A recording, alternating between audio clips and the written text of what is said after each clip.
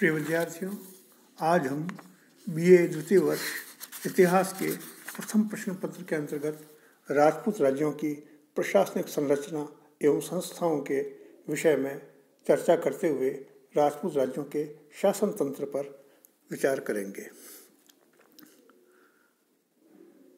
सैद्धांतिक और व्यवहारिक रूप से राज्य की समस्त शक्तियां राजा में निहित थीं। वह समस्त राजनीतिक, प्रशासनिक, न्यायिक एवं सैनिक शक्तियों का केंद्र बिंदु था। वह अपने मंत्रियों, राजदूतों और अन्य उच्च अधिकारियों की नियुक्ति करता था, जो उनकी सहायता से राज्य शासन का संचालन करते थे। जघन्य अपराधों के लिए दंड व्यवस्था करने, उल्लेखनीय राजकीय सेवाओं और बलिदान के लिए जागीरें देने अथवा पदोन्नति करने के समस्त अधिकार राजा में निहित थे। युद्ध के समय सेना का संचालन करना वह अपना महत्वपूर्ण और गौरवशाली कर्तव्य समझता था। राजा राज्य का मुख्य न्यायाधीश भी था। दीवानी फौजदारी के समस्त मामलों में अंतिम निर्णय उसी का होता था। जनता अपने राजा को धर्मावतार, श्रीजी, माई बाप, अन्नदाता आदि सम्मान सूचक शब्दों से संबोधित करते हुए उसे ईश्वर का प्रतिनिधि तथा अंश मानती थी। राज्य का सर्वे सर्वा होता हुआ भी राजा पूर्ण रूप से स्वच्छंद अथवा निरंकुश नहीं होता था। उसके अधिकारों को नियंत्रित रखने के लिए अनेक प्रतिबंध थे। उसकी शक्तियों पर परंपरागत नियमों एवं धर्मशास्त्रों का प्रभाव रहता था, जिससे उसकी स्वेच्छाचारिता सीमित रह जाती थी। यदि राजा अत्याचारी हो जाता तो शासन के विभिन्न तत्व उसकी सत्ता को चुनौती दे सकते थे। मंत्रियों से अपेक्षा की जाती थी कि वे राजा को प्रचलित नियमों एवं परंपराओं के अनुसार कार्य करने लेके प्रेरित करें। डॉक्टर गोपीनाथ शर्मा ने जोधपुर की हवाला बहियों और जयपुर के स्याह हजूर के आधार पर लिखा है कि राजस्थान के शासक जिस प्रकार हिंदू धर्मावलंबी और साधु संतों का आदर करते थे, उसी प्रकार काजियों, मौलवियों, दादूपंथियों, खाकियों, नानकपंथियों आदि के प्रति उदार रहकर सहिष्णुता का प्रदर्शन करते थे। एक राजा की कई रानियां होती थी। सबसे पहले ब्याही गई रानी जो प्रमुख होती थी वो पट्टर रानी अथवा महारानी कहलाती थी। मुगलों के प्रभाव से राजा के रनिवास में रानियों के अतिरिक्त उपपत्नियां भी होती थीं, जिन्हें खवास, परदय तथा पासवान आदि श्रेणियों में विभक्त किया जाता था। जनहित के कार्यों में रानियों का बड़ा योगदान रहता था। राजा के अल्पवयस्क होने पर राजमाता राजपत्नी के रूप में शासन का संचालन करती थी। सैनिक संकट के समय रानियां पूर्व साहस का परिचय देती थीं। रानियों के अलावा युवराज और अन्य राजकुमारों का भी राज्य की राजनीति में सक्रिय योगदान रहता था। युवराज प्रायः राजा का ज्येष्ठ पुत्र ही राज्य का उत्तराधिकारी युवराज होता था, किंतु मुगलों के प्रभाव के कारण यह परंपरा भंग होने लगी थी एवं राजा अपनी प्रीति पात्र रानी के पुत्र को भी युवराज अथवा राज्याधिकार घोषित करने लगा था। राज्य प्रशासन में राजा और राज परिवार के बाद सामंत वर्ग की महत्ता थी। सामंत प्रायः राजा के कुटुंब अथवा कुल के सदस्य अथवा वैवाहिक संबंधी होते थे।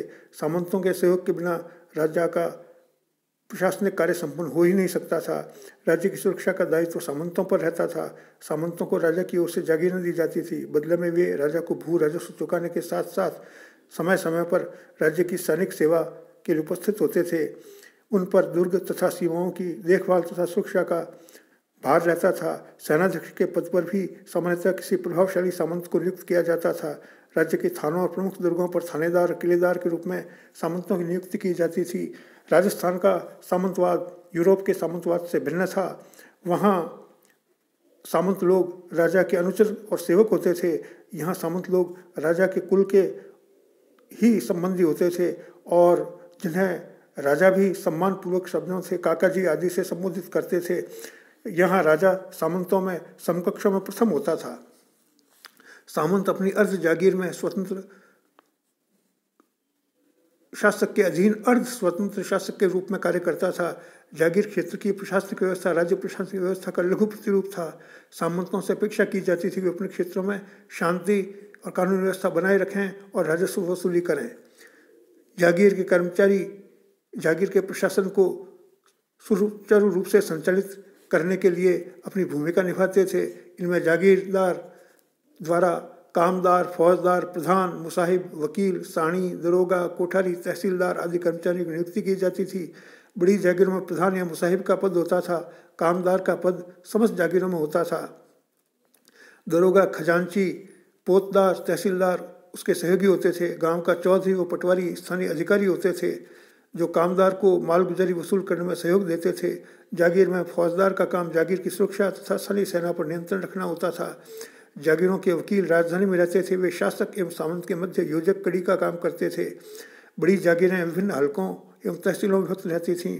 तहसील अधिकारी तहसीलदार होता था। तहसीलदार के अधीन तफेदार व तोलावटी नामक अधिकारी होते थे। प्रत्येक हल्के के प्रशासन के लिए प्रधान नियुक्त होता था। इन सब पर एक मुख्य पाठ प्रधान होता था, जिसका कार्यालय जागीर के मुख्य गांव में होता था। जागीर की सबसे छोटी प्रशासनिक इकाई गांव होती थी। गांव में एक पटेल या चौधरी होता था। चौधरी के अतिरिक्त कणवार या भांभी भी होते थे।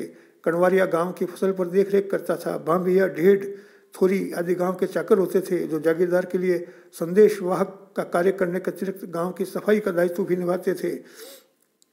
मुगलों की अधीनता स्वीकार करने के बाद राजपूताना के शासकों ने अपने राज्यों में केंद्रीय सत्ता को सुदृढ़ करने के प्रयास किए।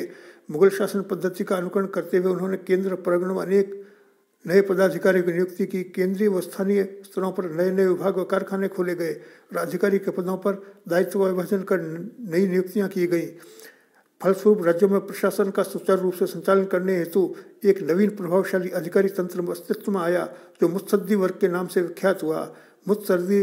मुत्सद्दी वर्ग के सदस्यों की संख्या निरंतर बढ़ती गई। उनमें वर्ग एकता भी दृढ़ होने लगी। शासकों ने इस वर्ग को सशक्त होने दिया, क्योंकि वे स्वकुलीय आधार पर प्रशासन के विच्छिन्न होने से असंतुष्ट सामंत वर्ग को नियंत्रित करने के लिए इस वर्ग की उपयोगिता को समझ गए थे। फलतः राजपूत राज्यों में राजा और सामंतों के अतिरिक्त एक तीसरी शक्ति के रूप में मुत्सद्दी वर्ग का विकास हुआ। समकालीन राजनीतिक परिस्थितियों के कारण भी मुत्सद्दी वर्ग शक्ति संपन्न होता गया। समस्त राजपूत शासक मेवाड़ को छोड़कर मुगल मनसबदार के रूप में अपने राज्य से बहुत दूर बादशाह की चाकरी में रहते थे। अतः राज्य प्रशासन को चलाने का दायित्व उनकी अनुपस्थिति में मुत्सद्दियों पर ही रहता था। इन मुत्सद्दियों को अनेक बार सैनिक दायित्व भी निभाना पड़ता था। इन सब कारणों से उनकी शक्ति बढ़ती गई, परंतु मुत्सद्दी वर्ग राज्य के लिए सामंतों के भांति स्थायी खतरे का कारण नहीं बन सका, क्योंकि उनकी नियुक्तियाँ, पदोन्नतियाँ और सेवामुक्ति शासक की इच्छा पर निर्भर थी। मुत्सद्दी केवल शासक के प्रति उत्तरदायी थे। उनका जनसाधारण में कोई आधार नहीं था। उनके पास कोई निजी सेना नहीं होती थी। उनकी सेवा के बदले में दी गई जागीरें सामान्यतः उनके सेवा काल तक ही सीमित रहती थीं, इसलिए वे जागीर में अपना सही आधार नहीं बना सकते थे। मुत्सद्दियों की आपसी फूट के कारण भी वे केंद्रीय शक्ति का विरोध करने की स्थिति में नहीं आ सकते थे। शासक इसी मुत्सद्दी वर्ग से मंत्री एवं अन्य पदाधिकारी नियुक्त करता था। प्रधान पद के अतिरिक्त अन्य पदों पर सामान्यतः गैर राजपूत जातियों, विशेषकर वैश्य, ब्राह्मण और कायस्थ जाति के लोगों को नियुक्त किया जाता था। राज की उच्च पदों पर नियुक्ति करते समय व्यक्ति की योग्यता, अनुभव के साथ निष्ठा को भी ध्यान में रखा जाता था।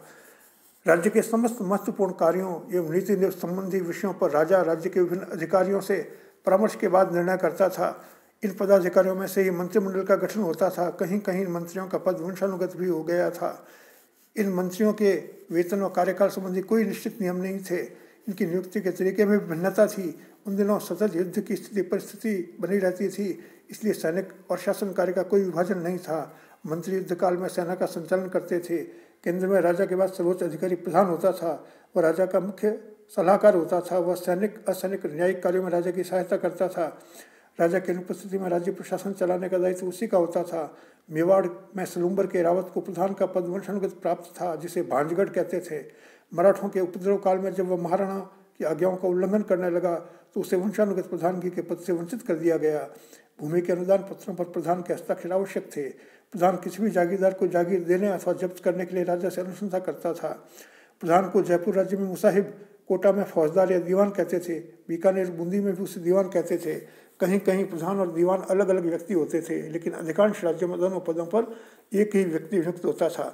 दीवान राजस्थान के राजपूत राज्यों में प्रशासनिक तंत्र का प्रमुख दीवान होता था, जो मुख्य रूप से वित्त एवं राजस्व संबंधी मामलों पर नियंत्रण रखता था और राज्य की आय में वृद्धि करके विभिन्न खर्चों की पूर्ति करता था। जहाँ प्रधान के पद का प्रावधान नहीं था, वहाँ दीवान ही प्रधान का कार्य करता था।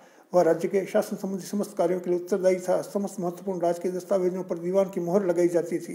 दीवान के पद पर सामान्यतः गैर राजपूत व्यक्तियों की नियुक्तियों को ही नियुक्त किया जाता था। राज्य के समस्त पदाधिकारी दीवान के नियंत्रण में काम करते थे। दीवान को आमिल, कोतवाल, अमीन, दरोगा, मुश्रिफ, वाक्यानवीस, फौजदार आदि को नियुक्त करने का अधिकार था। मारवाड़ में परगनों के हाकिम की नियुक्ति महाराजा द्वारा की जाती थी, परंतु नियुक्ति में दीवान की अनुशंसा रहती थी। राज्य के जमा खर्च का समस्त कार्य उसके अधीन था। वार्षिक कर, नजराना आदि का विवरण उसके पास रहता था। राज्य में भूमि कर, चुंगी कर, राहदारी, पेशकश, दंड शुल्क व अन्य आय से संबंधित समस्त कागजात दीवान के निरीक्षण के लिए प्रस्तुत किए जाते थे। बाजार में वस्तुओं के भाव व कीमतों की जानकारी प्रतिदिन दीवान को दी जाती थी। समस्त राजकीय कोठानों, भंडारों, कारखानों पर उसका नियंत्रण रहता था। दीवान उपयुक्त समस्त जानकारी राजा को देता था। राजपूत राज्यों में दीवान मुगल शासन प्रणाली के दीवान की भांति केवल राजस्व विभाग का पदाधिकारी ही नहीं था, अपितु वह न्यायिक, वित्तीय, सैनिक और नागरिक प्रशासन से संबंधित समस्त अधिकारों का उपयोग करता था। राजा की अनुपस्थिति में शासन की बागडोर दीवान के हाथ में रहती थी। ऐसे समय वह देश दीवान कहलाता था। उसका कार्यक्षेत्र विस्तृत होने के कारण किसी किसी राज्य में 2 सहयोगी दीवानों की नियुक्ति की जाती थी। एक प्रशासन की देखभाल करता था, दूसरा राजस्व संबंधी कार्य करता था। कुछ राज्यों में मुसाहिब का पद अत्यंत महत्वपूर्ण होता था। बीकानेर राज्य में इस पद के लिए मुख्तियार शब्द का प्रयोग होता था। इस पद के साथ सम्मान अधिक, उत्तरदायित्व कम था। इस पद पर नियुक्त व्यक्ति राजा का विश्वसनीय सलाहकार होता था। कई बार यह पद मान एवं मर्यादा की दृष्टि से दीवान के पद से भी ऊंचा माना गया है। शक्तिशाली दीवान के समय इस पद पर किसी की भी नियुक्ति नहीं की जाती थी। मुसाहिब के कर्तव्य के संबंध में विवरण मिलता है कि वह शासक को सलाह देने का काम करता था। बीकानेर राज्य में मुसाहिब सैनिक विभाग का संचालन करता था। दयालदास की ख्यात से ज्ञात होता है कि महाराज स्वरूप सिंह के काल में मुसाहिब सेना का प्रधान सेनापति था। दीवान के बाद दूसरा प्रमुख अधिकारी बख्शी होता था। यह मुख्यतः सेना विभाग का अध्यक्ष होता था। वह सेना की रसद व्यवस्था, अनुशासन, सैनिकों का प्रशिक्षण, युद्ध में घायल सैनिकों को उपचार और पशुओं के उपचार एवं उनकी सुरक्षा का प्रबंध करता था। वह सेना को वेतन देता था। सैनिकों की नियुक्ति, पदवृद्धि, पदावनति का विवरण भी रखता था। राज्यों के दुर्गों में किलेदारों और नगर दरवाजों पर तैनात सिपाहियों का वेतन प्रबंध करना, उनकी नियुक्ति करने का कार्य भी बख्शी का ही होता था। मुगल कालीन राजपूत राज्यों में गुप्तचर संगठन इसी के द्वारा किया जाता था। कहीं कहीं तन बख्शी, देश बख्शी के 2 पृथक पद होते थे। बख्शी का निकट सहायक नायब बख्शी भी होता था। खबीर नवीस, किलेदार, मुशरिफ, हवलदार, दरोगा, तोपखाना आदि उसके अधीन होते थे। जोधपुर राज्य में इसे फौज बख्शी भी कहते थे। बख्शी के पद पर सामान्यतः गैर राजपूत नियुक्त होते थे। यह मुख्यतः रक्षा मंत्री के रूप में कार्य करता था। मुगल शासन प्रणाली के अनुरूप कुछ राज्यों में शिकदार पद का सृजन हुआ, परंतु इन राज्यों का शिकदार मुगलों के शिकदार से कुछ भिन्न था। वह एक परगने का मुख्याधिकारी न होकर नगर कोतवाल के समकक्ष था। तन बख्शी से पूर्व सैन्य विभाग का संचालन शिकदार ही करता था। मुसाहिब के न होने पर पट्टायतों से संबंधित समस्त कार्य इसके द्वारा ही संपन्न किए जाते थे। जोधपुर राज्य में शिकदार एक प्रकार से नगर कोतवाल था। मेवाड़ राज्य में शिकदार का कहीं उल्लेख नहीं मिलता। खानसामा का पद दीवान के अधीन था, परंतु इसका राज परिवार से सीधा संबंध होने के कारण राज्य में बहुत महत्व था। वह निर्माण, वस्तुओं की क्रय, राजकीय विभागों के सामान की खरीद और संग्रह से संबंधित कार्य करता था। राज दरबार तथा राजमहल से संबंधित समस्त व्यक्तियों और कार्यों से उसका संपर्क रहता था। इस पद पर नियुक्त अधिकारी बहुत ही ईमानदार, राजा का विश्वसनीय व्यक्ति होता था। उसका समस्त राजकीय कारखानों से सीधा संबंध होता था।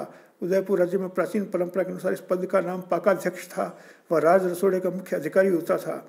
पड़ोसी राज्यों के साथ कूटनीतिक संबंध बनाए रखने के लिए वकील की नियुक्ति की जाती थी।